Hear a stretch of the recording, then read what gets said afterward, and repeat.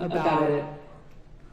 When we look at how it came to be for me and for others who I serve alongside to be here, and to be a part of this change, we go back to the 2024 election and look at how President Trump was re-elected and sent back to the White House by a truly unique cross-partisan coalition of Americans who looked beyond labels and really were attracted to his message of putting the American people first. It was a resounding statement in his win of that election by a significant and historic margin, and it was a clear rejection of the status quo of the Washington elite, of political leaders who put their own self-interest ahead of the interests of the American people. There was a demand for a government of, by, and for the people.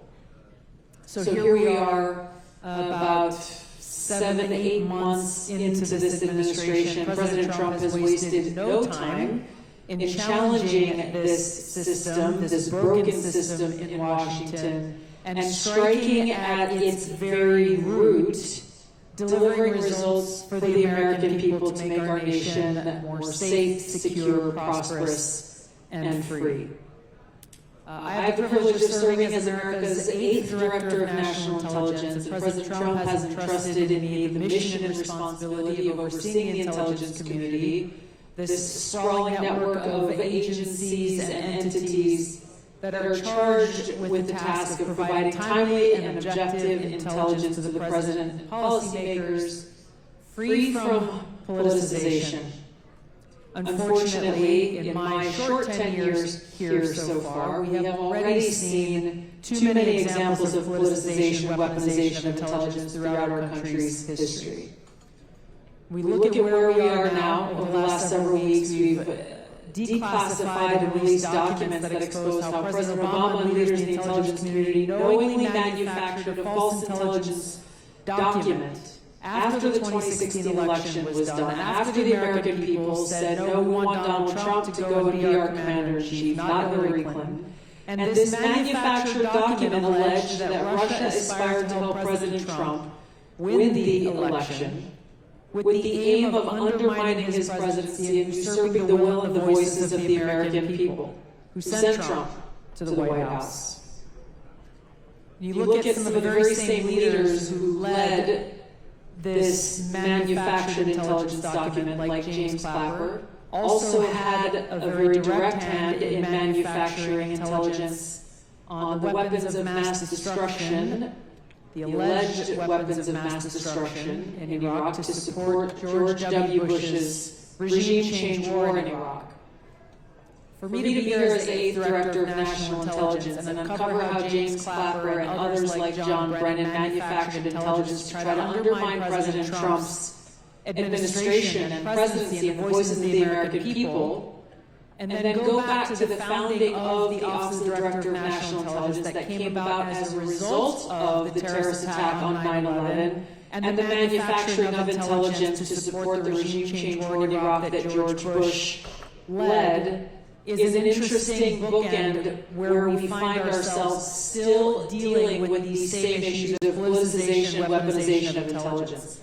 James Clapper at that time was the director of the agency that is now called the National Geospatial Intelligence Agency, or NGA.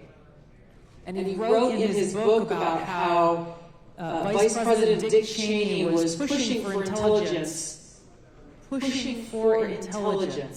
to support the invasion of Iraq, to support the narrative of Iraq's alleged WMDs, and to support the narrative of Iraq's alleged ties to al-Qaeda, neither of which actually existed.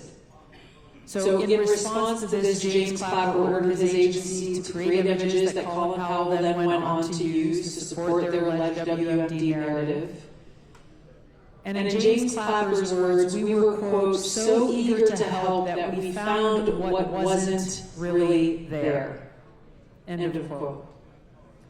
We've seen other examples, those that we know of. There are many others that I believe we don't yet know of, how leaders in the intelligence community and the FBI knowingly use false information to gain FISA warrants to illegally spy on American citizens. These are just a few of, unfortunately, what is a long list of known examples of politicization and weaponization that all point to the truth that many of us here in this room know, which is that the rot runs deep. And it's not just in the intelligence community. I've seen examples of this across almost every federal agency. And so it requires us all to confront the uncomfortable truth that we have these conspirators, these traitors to the Constitution, who are working within our government, who dangerously believe that they are not only above the law, but that they are above the Constitution and the Bill of Rights. People who believe that they have the right to undermine the duly elected President of the United States because they disagree with his positions or his policies, and that they know better.